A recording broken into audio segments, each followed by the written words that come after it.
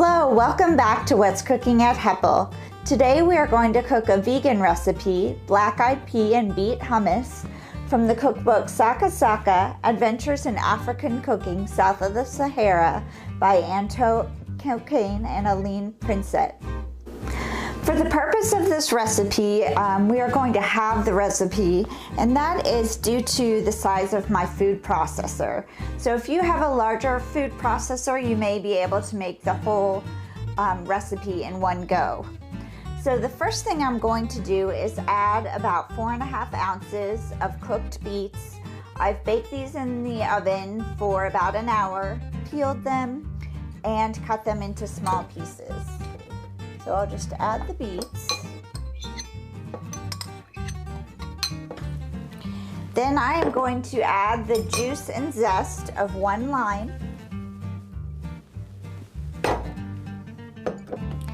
This is about 1 cup dry black-eyed peas, and I have soaked them overnight. This is red nocos.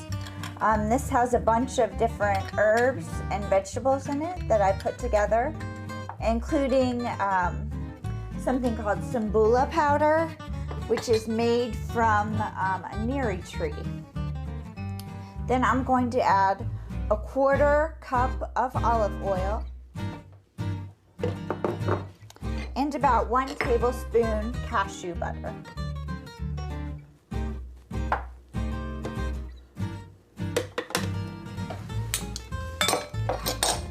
Then I'll blend this for about 3 minutes.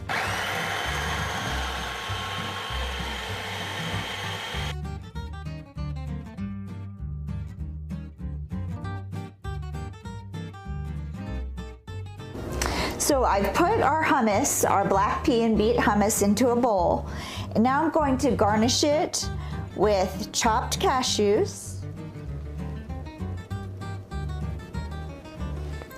3 sprigs of cilantro,